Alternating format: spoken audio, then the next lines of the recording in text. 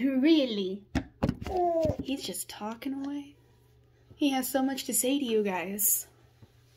He has so much to say. He has so much to say. Anyways, so before we head out, my mother is stopping by.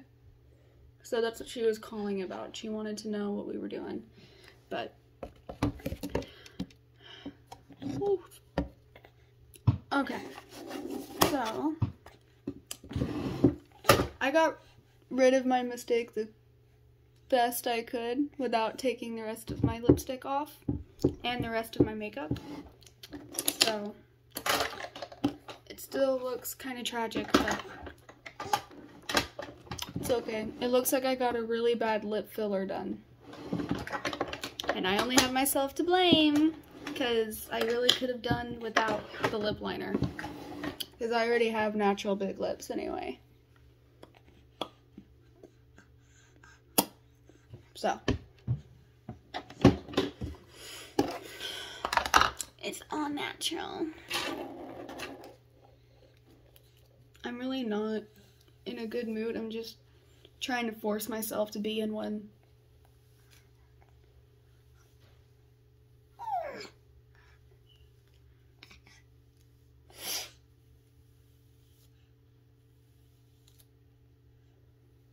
Because for those of you that don't know, I had a miscarriage last year, and I would have a 1-year-old today.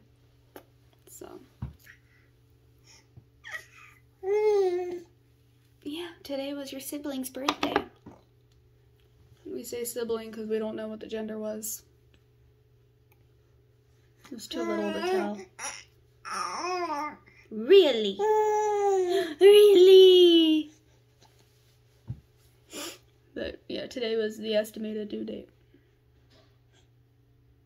But a year ago today, I found out I was pregnant with him.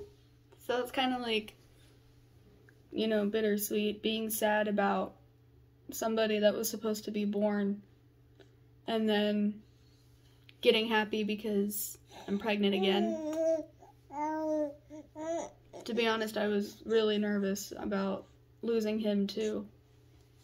You know, like, I didn't want to believe I was pregnant at first. I had to take, like, 10 pregnancy tests before I actually was like, oh, shit, okay, I can relax a little bit, because I got another positive, so it'll be fine.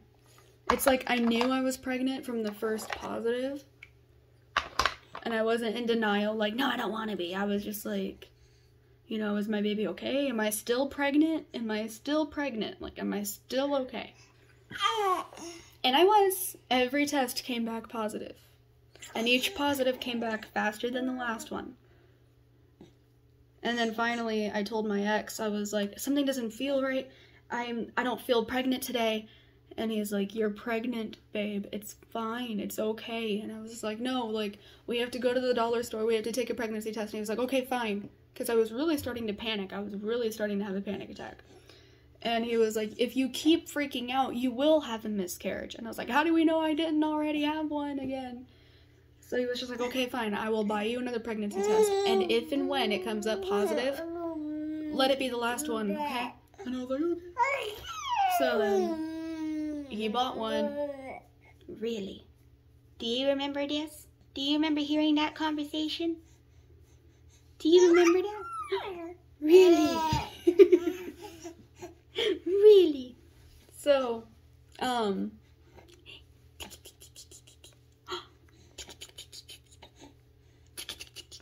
no, guys, right here. Right here.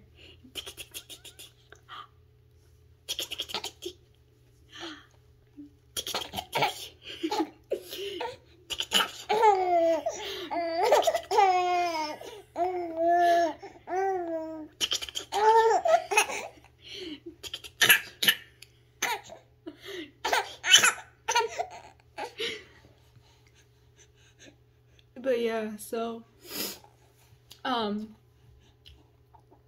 he was like, okay, I was like, okay, and then I took the test, and then literally 2 seconds within like, doing the little droplets, I did, like, 1 drop, and then it filled up, and then it was 2 lines immediately, and he was like, see, you're very pregnant. And I was just like, okay. And he was like, so can we stop?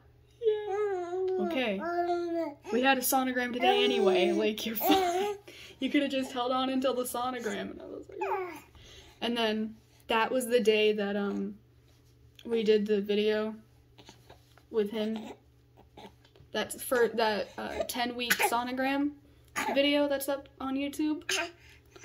That was literally the day that he bought me my 10th and last pregnancy test. I think once I heard that he's happy and healthy and his heartbeat is perfect, that I was finally able to be like, excuse me, sir, that I was finally able to be like, okay, we're fine, everything's fine, it's healthy, he's healthy, he or she, but I kept saying it because I didn't know. I was like, it's healthy, it's fine, everything's fine. And then, like, a week before I found out he was a boy, he dipped! So, moral of the story, don't worry unless there is something to worry about. Like, if you are pregnant with your rainbow baby, he was my rainbow baby. If you're pregnant with your rainbow baby and you're freaking out, there's nothing wrong with you. It's completely normal to freak out like that after a bad experience with anything, really, but especially when it comes to your children. And for men, if you dealt with a miscarriage from your girlfriend miscarrying, don't be mean to her, because my ex was mean to me when we lost our baby. And,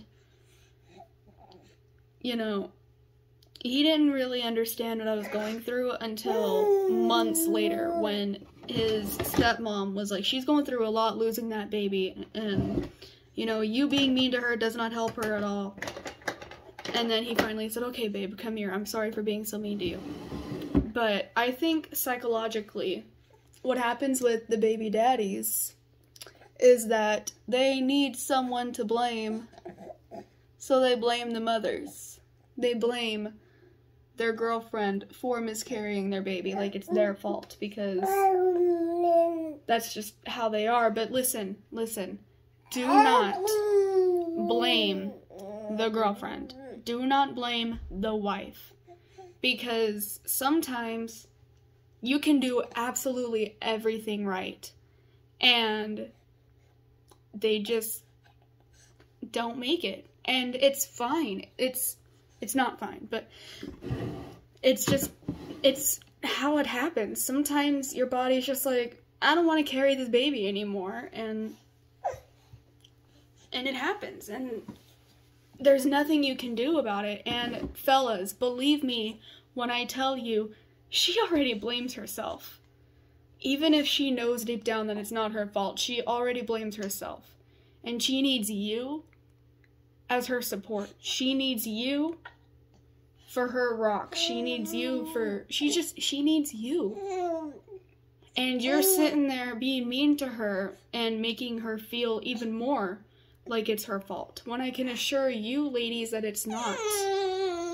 These things happen. Like, sometimes the baby just doesn't make it, and you can be doing absolutely everything right, and they just die. They just don't make it. Like, as long as you're not doing anything you're not supposed to in the pregnancy, and nothing, and then you just go to your next sonogram, and then out of nowhere the heart's not beating, that happens, and it's not your fault. So for your boyfriend or your husband, if they blame you, it's just because, I'm not trying to make an excuse and say it's okay, but most likely it's because they're upset too, and they just don't want to believe that nothing happened, nothing caused it, and they're upset and they're mad and they need somebody to blame, so they blame the carrier of the child, and that is in no way, shape, or form okay. And honestly, it can make or break a relationship. You either get through it together or you blame each other, and then, which doesn't help anybody. It's not going to bring the baby back. It's not going to make the healing process any easier, and it's not going to make the healing process any faster. So you just need to be there for each other and be like, I'm so sorry that this happened. Let's get through it together. And you lean on each other. That was y'all's baby. It wasn't one or the other. It was your guys' baby. And so, fellas, please don't blame her. It might be really easy to blame her, but she is already hurting, and if you love her, you need to let her know that you're there for her. Anyway, his doctor's calling, so I gotta go. I love you guys. See you in the next video. Bye.